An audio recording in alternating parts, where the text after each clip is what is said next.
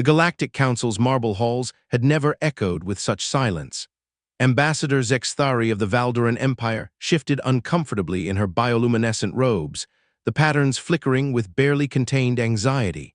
Across the circular chamber, representatives from 47 species sat in their designated pods, each one avoiding eye contact with the others. The absence was palpable. One empty pod remained, its crystalline surface reflecting the chamber's soft light like a memorial to what they had lost. It had been exactly 53 standard cycles since the exile decree, 53 cycles since the Galactic Council had unanimously voted to cast humanity beyond the rim into the dark spaces between spiral arms where no civilized species dared venture. They had called it necessary. They had called it justice. They had called it survival. Now, as emergency klaxons wailed through the station's corridors, Zexthari wondered if they had called it wrong. "The perimeter scouts confirm it," announced High Arbiter Kelm, his forearms gesturing at the holographic display that materialized in the chamber's center. The image showed a fleet, no, not a fleet, a swarm, ships of impossible design, their hulls gleaming with an otherworldly darkness that seemed to drink in starlight itself. They came from the void sector, from beyond where our star charts end. The Threnody representative, a creature of crystalline intelligence named Harmony of Seven Thoughts, chimed in frequencies that translated to barely controlled terror. "Those vessels, they bear human design signatures but evolved, changed. How is this possible? We monitored the rim. Nothing could survive out there." Zexthari's own memories flickered back to that fateful day when humanity had been led in chains aboard the exile ships. She remembered Ambassador Sarah Chen's final words before the chamber. "You fear what we might become, not what we are. But fear has a way of creating the very monsters it seeks to avoid." Humans had been different from the start. When they had first made contact with galactic civilization 2 centuries ago, their small exploratory vessels had caused quite a stir.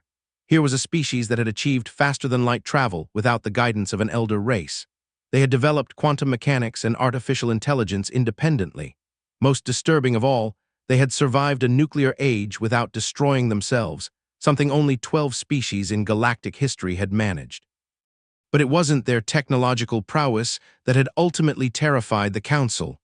It was their unpredictability. Other species followed patterns. The Valdorans built vast trade networks and stuck to them. The Zephyrites explored and cataloged with methodical precision. The machine race constructs optimized and calculated every decision.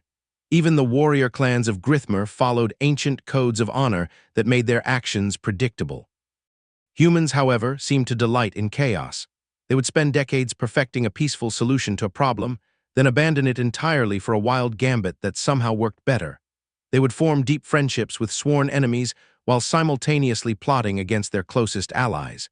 They created art so beautiful it moved stone-hearted lithoids to tears, then used the same creative minds to devise weapons of terrifying efficiency. The breaking point had come during the sector war against the Devourer swarm. The galaxy's military forces had been losing ground for years against the biomechanical horrors that consumed entire worlds. Every species had contributed according to their strengths. The Valdorans provided logistics, the Zephyrites offered reconnaissance, the Grithmer served as heavy assault forces, standard operating procedure. Then humanity had arrived with a plan so audacious it bordered on insanity. They wanted to capture a live Devourer queen, study its neural patterns, and use the data to create a virus that would turn the swarm against itself. It was brilliant. It was horrifying. It worked. The swarm had cannibalized itself within months, ending a war that had claimed billions of lives.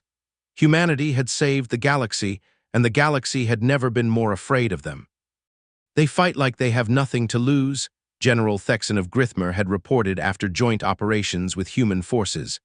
"But worse, they fight like they enjoy it, not the honor of combat, not the glory of victory.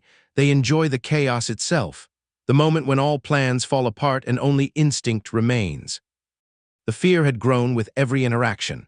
Human traders who would spend years building trust, only to completely reinvent their business model overnight. Human scientists who shared their discoveries freely, then disappeared into their laboratories to work on projects they refused to discuss. Human artists whose works inspired galactic culture, but whose personal lives were incomprehensible puzzle. Ease of contradictions. It was the colony of New Geneva that had finally pushed the council over the edge. The humans had been granted a world in the disputed Terminus sector, a place where three major trade routes intersected. Within a single generation, they had transformed it from a barely habitable rock into a thriving hub that threatened to eclipse the traditional power structures of the galaxy. But it wasn't just their success, it was how they had achieved it.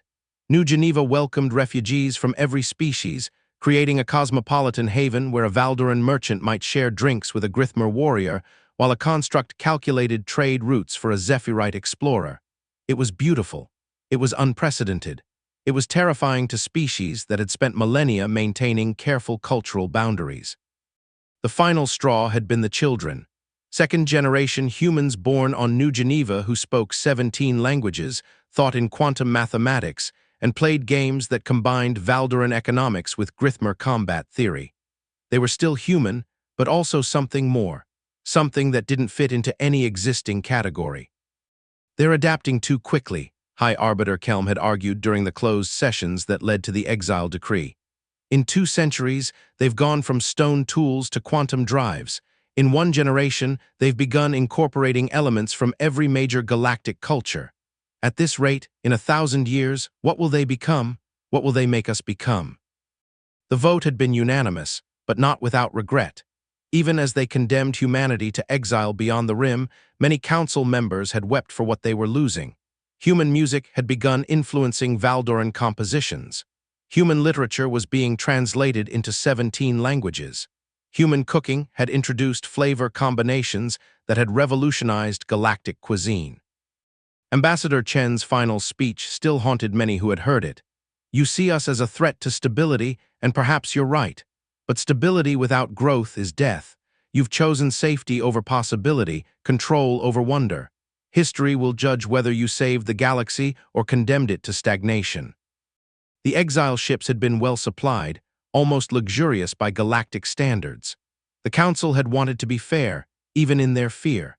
47 million humans had been loaded aboard vessels designed to carry them to the dark spaces beyond the rim, where they could build whatever society they chose, far from the civilized galaxy. The last transmission from the human fleet had been typically enigmatic. Thank you for the head start. See you around. For 53 cycles, the galaxy had prospered in the strange quiet that followed. Trade routes ran on schedule. Diplomatic protocols were followed to the letter. Wars were fought with proper procedure and appropriate casualties. The Valdoran Empire expanded predictably. The Zephyrite Exploration Corps cataloged new worlds methodically. Even the Grithmer raids followed traditional patterns. It had been peaceful, it had been stable, it had been boring. And now they were back. The holographic display zoomed in on the lead vessel, revealing details that made Zexthari's bioluminescent patterns flicker with confusion. The ship's hull seemed to be made of some material that bent light around it, creating an optical illusion that hurt to look at directly. Geometric patterns covered its surface, not painted or etched, but somehow integrated into the very structure of the ship itself. High Arbiter, came a voice from the communications array, the fleet is broadcasting on all frequencies. It's an old human language, pre-exile standard. Kelm's 4 arms gestured sharply, put it through. The voice that filled the chamber was distinctly human, but changed. There was a harmonic undertone that suggested it was being generated by vocal cords that had been modified in ways the galaxy's medical experts couldn't immediately identify. Greetings, Galactic Council. This is Admiral Chen of the Human Reclamation Fleet. Yes, Chen, Sarah's daughter, for those of you with long memories, we've come home. A pause filled with the soft hum of hyperspace, engines that somehow sounded like they were singing. But we're not the same species you cast out 53 cycles ago. Exile has a way of changing people. The void between the spiral arms is not empty, as you believed. It's full of possibilities you never imagined. We've learned things, seen things, become things. Another pause. When the voice resumed, there was something that might have been amusement in it. We're not here to beg for readmission to your council. We're not here to seek revenge for our exile. We're here to collect what's ours, and to show you what you could have been if you'd chosen growth over safety. The transmission ended, leaving the council chamber in stunned silence. On the holographic display, the human fleet continued its approach, moving with a fluid grace that defied everything the galaxy knew about space navigation. The ship seemed to dance through hyperspace, weaving patterns that were both beautiful and somehow threatening. Zexthari found her voice first. "What do they mean? Collect what's ours?" "We honored the exile treaty. Their property was liquidated and the proceeds transferred to their accounts before departure." High Arbiter Kelm's expression was grim. "I don't think they're talking about property, Ambassador. I think they're talking about people." The realization hit the chamber like a physical blow. In the 53 cycles since the exile, human culture had left its mark on every major world in the galaxy. There were Valdoran merchants who still used human business practices, Zephyrite explorers who followed modified human survey protocols, Grithmer warriors who incorporated human tactical innovations into their combat styles.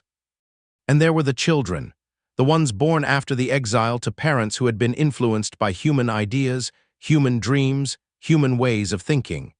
Second- and third-generation galactics who thought just a little differently than their ancestors.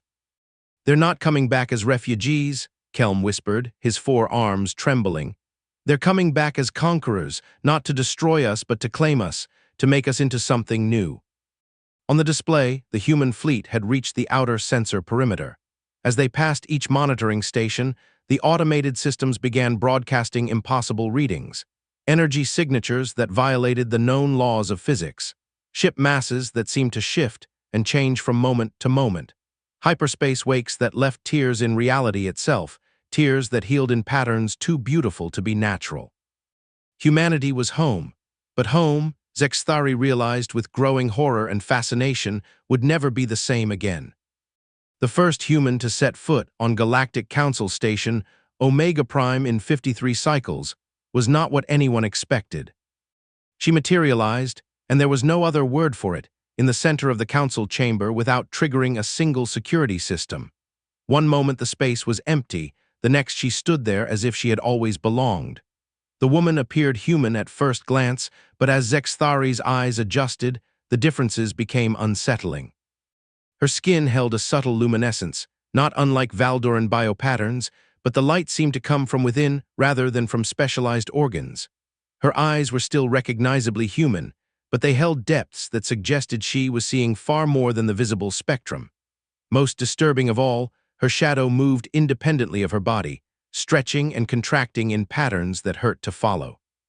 "I am Dr. Elena Vasquez," she said, her voice carrying those same harmonic undertones they had heard in the transmission. "Admiral Chen sends her regards, but she's rather busy reorganizing local spacetime to accommodate our arrival. I'll be handling the preliminary negotiations." High Arbiter Kelm struggled to maintain his composure. "Dr. Vasquez, I must protest this breach of station security. How did you arrive undetected?" Elena smiled, and for a moment her form seemed to flicker, as if she existed in multiple dimensions simultaneously. "Kelm, my old friend, we've learned to step between the spaces where reality grows thin. The void between galaxies isn't empty, it's full of doors, if you know how to open them." Zexthari's biopatterns flashed in recognition. "You're the xenobiologist. You were on the colony ship Aspiration when the exile fleet departed. I remember your research on symbiotic evolution." "How flattering that you remember." Elena's shadow writhed with what might have been amusement. "Yes, I continued that work. We all did in our own ways. The exile gave us something precious, freedom from your expectations of what we should be." She gestured, and the air around her shimmered. Suddenly, the chamber was filled with impossible vistas, glimpses of worlds that existed in the spaces between known reality. Cities that grew like living things, their spires reaching into dimensions that folded back on themselves. Beings that were recognizably human in essence, but transformed in ways that challenged every assumption about biological possibility. "You cast us out because we changed too quickly, adapted too readily. You feared we would contaminate your careful order with our chaos." Elena's form solidified again, but her shadow continued its independent dance. "What you didn't realize is that you were already contaminated. We left seeds in every culture we touched, and those seeds have been growing. High Arbiter Kelm's 4 arms gestured defensively. The exile was legal under galactic law. The vote was unanimous. We provided adequate resources. Oh, we're not here to relitigate the past. Elena laughed, and the sound held harmonics that made several council members clutch their heads. We're here, Bikau. See, the children are ready.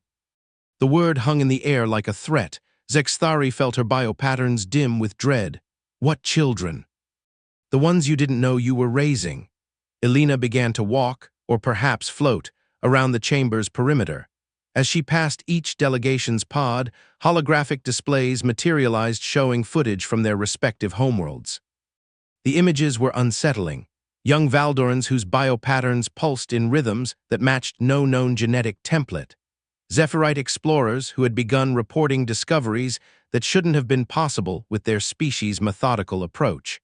Grithmer warriors whose tactical innovations were revolutionizing their clan structures. You see, when we lived among you, we didn't just learn from your cultures. We gave you something in return, ideas that took root, ways of thinking that bred true, not genetic contamination, something far more profound, mimetic evolution. The Threnody representative chimed in frequencies of barely controlled panic. Impossible. Our reproductive cycles are biologically incompatible with human genetics. There can be no hybrid offspring. Elena's smile was gentle, almost pitying. Who said anything about genetics? The mind is far more fertile ground than the body, dear harmony of 7 thoughts, and human ideas are remarkably virulent. She paused before the empty pod that had once housed the human delegation. Her shadow reached out to caress its crystalline surface, leaving patterns that seemed to burn with cold fire. Let me tell you about the children. Kelm, you have a granddaughter, Zithara. She's 17 cycles old, brilliant by Valdoran standards, but she dreams in patterns that match no known neural structure. She's been building things, hasn't she? Devices that shouldn't work according to your engineering principles, but somehow do. Kelm's biopatterns flashed in confirmation and horror. How could you possibly know?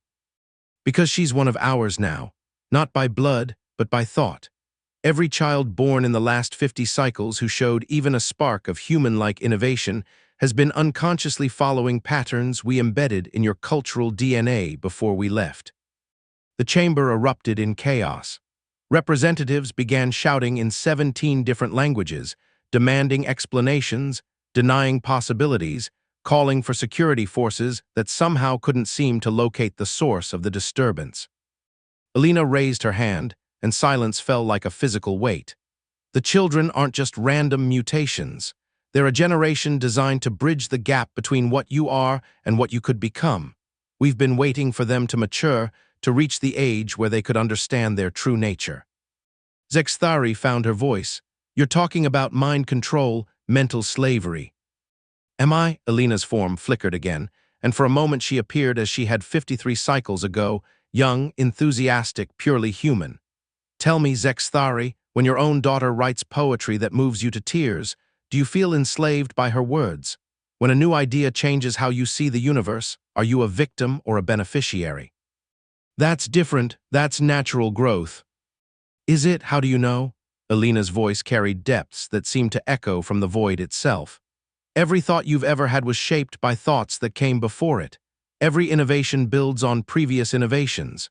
What makes human influence different from Valdoran tradition or Zephyrite methodology, except that it scares you? The truth was beginning to dawn on the assembled representatives. The subtle changes in their societies over the past 5 decades. The gradual shift toward more creative solutions, more flexible thinking, more willingness to challenge established norms. They had attributed it to natural evolution, to the stress of the Devourer War, to anything except the obvious explanation. We planted seeds of possibility, Elena continued, her shadow beginning to expand beyond the confines of her physical form. Not commands or compulsions, but questions. What if there's a better way? What if tradition isn't always right? What if change doesn't have to be feared? High Arbiter Kelm was trembling now. You've been manipulating us for 53 cycles, changing us without our consent. No more than you changed us by forcing us to live among you for 2 centuries. no more than any species changes another through simple contact. Alina's form was becoming translucent, and through her body they could see glimpses of the void between galaxies, not empty space, but a realm teeming with possibilities. The difference is that our changes make you stronger, more adaptable, more alive. Your changes tried to make us smaller, safer, more predictable. Suddenly, alarms began sounding throughout the station. Not security alarms, these were deeper, more primal warnings that spoke of fundamental reality distortions. Through the chamber's viewports, they coo. LDs see the human fleet arranging itself in patterns that hurt to contemplate directly. Admiral Chen is beginning the collection, Alina announced. All across the galaxy, the children we've nurtured are awakening to their true potential. They're remembering skills they never learned, understanding principles their species never developed, seeing possibilities their cultures never imagined. "Stop this," Kelm commanded. "We demand you cease this interference immediately." Alina laughed, and the sound shattered 3 viewing screens. "Demand? You have no power to demand anything. You cast us out, remember? You severed all treaties, all obligations, all protections. We are no longer bound by galactic law." Her form was becoming more and more transparent, but her presence was growing stronger. "But don't worry, we're not here to destroy your civilization. We're here to elevate it, to show you what you could become if you stopped fearing your own potential." The chamber filled with light that came from no visible source. When it faded, Alina was gone, but her words continued to echo in frequencies that bypassed the ear and spoke directly to the mind. "The children are coming home, and they're bringing the future with them." Through the viewports, the human fleet began to move. But they weren't approaching the station. They were spreading out, heading for every major world in the galaxy. And as they traveled, space itself seemed to sing with harmonics that spoke of transformation, of evolution, of change that could no longer be denied or controlled. In the empty human pod, patterns of cold fire continued to burn, spelling out words in a language that predated any known galactic civilization. Evolution is not optional. Resistance is not futile. It's just slow. Zexthari stared at those burning words and realized with crystal clarity that the galaxy, as they knew it, was ending. Something new was beginning, something that would incorporate the best of what they had been, while transcending all the limitations they had imposed upon themselves. The question was no longer whether they could stop humanity's return. The question was whether they would embrace the transformation that was coming or fight uselessly against the tide of their own evolution. The first awakening happened on Valdor Prime, in the middle of the Grand Exchange, where merchants from across the galaxy conducted their trades according to protocols established over millennia. Zithara, High Arbiter Kelm's granddaughter, had been examining a crystalline matrix used for quantum calculations when the human fleet's arrival triggered something deep within her consciousness. The change began as a whisper, equations that wrote themselves in languages she had never learned, mathematical concepts that her species wasn't supposed to understand. Then the whisper became a song, and the song became a symphony of pure knowledge that rewrote everything she thought she knew about reality. When the transformation completed, Zithara looked at the crystal in her hands and saw not just its physical properties, but its quantum potential, its dimensional resonances, its capacity to serve as a bridge between what was and what could be. She smiled, an expression that would have been perfectly familiar to any human observer, and began to work. Within hours, she had restructured the Grand Exchange's entire computational network, not by replacing the existing systems, but by teaching them to think in ways they never knew were possible. Trade calculations that had taken days now completed in microseconds. Resource allocation patterns that had been static for centuries began adapting in real time to market fluctuations that hadn't even occurred yet. The Valdoran authorities were baffled. The systems still followed their original programming, but somehow they had become exponentially more sophisticated. It was as if the machines had learned to dream. Similar awakenings were occurring across the galaxy. On Zephyr, young explorers were discovering planets that existed in spatial dimensions their elders couldn't perceive. On Grithmer, warrior children were developing combat techniques that incorporated probability manipulation and temporal awareness. Even among the logical constructs, certain units began exhibiting, what could only be described as imagination. But it was on the border world of Kepler 442b that the true scope of the transformation became clear. Commander Jorix of the Galactic Defense Force had been monitoring the approaching human vessels when his communications officer, a young Threnody named Echo of Nusongs, suddenly stood up from her station with an expression of dawning wonder. "Commander," she said, her harmonic voice carrying frequencies that made the bridge equipment hum in sympathy, "I can hear them." "Hear who, officer?" "All of them, the awakened children across every world. We're connecting." Her crystalline form began to pulse with patterns that had been recorded in Threnody neural mapping. "And there's something else, something beautiful and terrible and necessary." Before Jorix could respond, Echo of Nusongs reached out with her consciousness and touched the approaching human fleet. The contact sent shockwaves through hyperspace that were felt by every awakened child in the galaxy, creating an instantaneous network of minds that spanned light years. And through that network, humanity began to speak. Not with words, but with pure intention.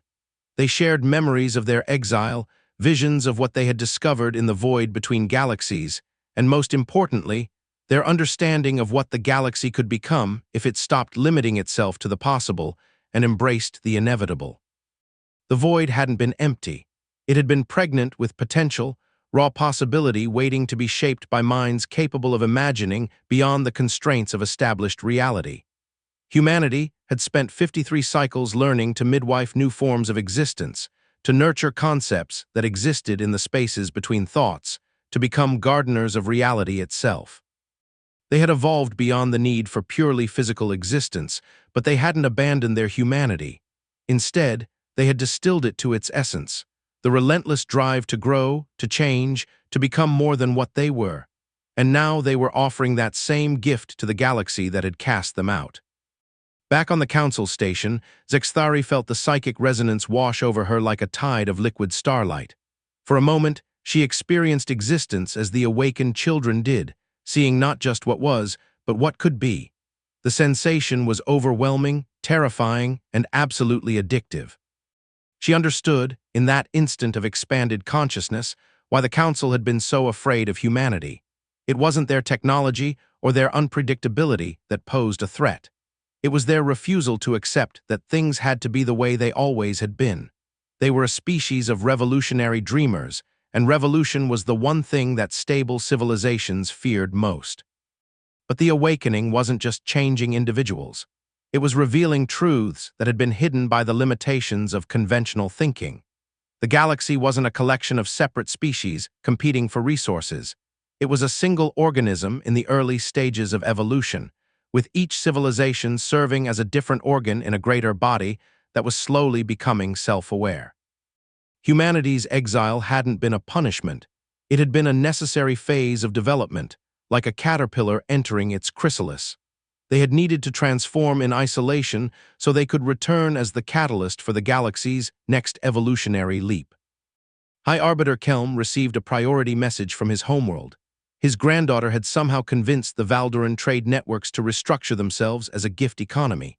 Instead of maximizing profit, merchants were now optimizing for the well-being of the entire galactic community. It should have caused economic chaos. Instead, prosperity was increasing exponentially as resources flowed to where they were needed most rather than where they could generate the highest margins. Similar reports were flooding in from every major world. The awakened children weren't destroying their societies. They were perfecting them, removing the inefficiencies and contradictions that had been accepted as unchangeable facts of life. On Zephyr, exploration had become a collaborative art form, with multiple ships sharing sensory data to create multidimensional maps of reality that revealed patterns invisible to single-perspective observation. The Grithmer were discovering that their warrior traditions could be expressed through creation as easily as destruction, forging weapons of pure thought that could cut through the barriers between dimensions. Even the constructs were experiencing something like joy as they found ways to incorporate intuition and inspiration into their logical frameworks, becoming more than the sum of their programming. But it was the message from Admiral Chen that finally made the scope of the transformation clear. Her image appeared simultaneously in the council chamber and in the minds of every awakened child across the galaxy. She looked human, but like Elena Vasquez, she had been changed by her time in the void. Her presence seemed to extend beyond the boundaries of space and time, as if she existed in multiple dimensions simultaneously. "Honored representatives of the Galactic Council," she began, her voice carrying harmonics that spoke of vast depths and infinite possibilities. 53 cycles ago, you made a choice based on fear. You saw us changing too quickly and decided that change itself was the enemy. You cast us out to preserve your stability. Her smile was sad but not bitter. "We don't blame you. Fear of change is natural, even healthy when taken in moderation. But you let that fear become the defining principle of your civilization. You chose stagnation over growth, safety over possibility, control over wonder." Around her, the void between galaxies became visible, not as empty space, but as a realm teeming with potential realities, waiting to be born. "We've spent 53 cycles learning to midwife possibilities, to nurture new forms of existence, to become gardeners of reality itself, and now we're ready to share that gift with you."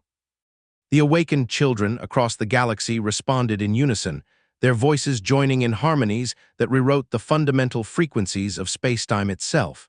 Stars began to sing. Planets adjusted their orbits to create more stable configurations. The quantum foam that underlay reality started organizing itself into patterns of breathtaking beauty and functionality. "We're not here to conquer you," Admiral Chen continued. "We're here to invite you to become what you were always meant to be. The galaxy is not a collection of separate species. It's a single organism in the process of awakening to its own existence. We are its immune system, designed to eliminate the infections of fear and limitation that prevent growth." Zexthari felt her biopatterns shifting into configurations she had never seen before, expressing concepts that her species had no words for. Around her, the other council members were undergoing similar transformations, not of their bodies, but of their understanding. They were being offered a choice, she realized. They could fight against the transformation, clinging to their old limitations and dying slowly as the universe evolved around them. Or they could embrace the change, allowing themselves to become part of something greater than any single species could achieve alone. High Arbiter Kelm stood slowly, his four arms trembling not with fear, but with the weight of the decision he was about to make. "Admiral Chen," he said, his voice carrying new harmonics that suggested his consciousness was already beginning to expand, "what exactly are you asking of us?" Her smile was radiant. "Nothing you haven't already given. Your children have been changing for 53 cycles, becoming bridges between what you were and what you could be. Now we're asking you to trust them, to let them show you the possibilities you never dared to imagine." The awakened children responded by reaching out through the psychic network that now connected them, offering their elders a glimpse of the future they were building together. It was a galaxy where resource scarcity was a solved problem, where interspecies conflict had been transformed into collaborative art, where the boundaries between individual minds could be dissolved and reformed at will. It was terrifying, it was beautiful, it was inevitable. Zexthari made her choice. She opened her consciousness to the network, feeling her individual awareness expand to encompass perspectives from across the galaxy. She was still herself, but she was also more, part of a collective intelligence that spanned star systems while remaining rooted in the unique contributions of each member species. One by one, the other council members joined the network. Not all of them, some clung to their fear, choosing the familiar pain of limitation over the unknown joy of growth. But enough chose transformation to reach the critical mass needed for the next phase of galactic evolution. Admiral Chen's image began to fade, but her presence remained woven into the network that now connected awakened minds across the galaxy. "Welcome home," she said, her words echoing in dimensions that hadn't existed moments before. "Now the real work begins." The galaxy began to sing, not with sound, but with the harmonic resonance of billions of minds learning to think as one while celebrating their infinite diversity. Stars rearranged themselves into more efficient configurations. Planets began communicating through quantum entanglement networks that turned solar systems into vast neural networks. And in the council chamber, where fear had once ruled, new patterns of cold fire wrote themselves in the air, spelling out words in a language that was simultaneously ancient and newly born. Evolution is not optional. Growth is not a choice. Love is not weakness. Welcome to what you were always meant to become. The exile was over. The transformation had begun.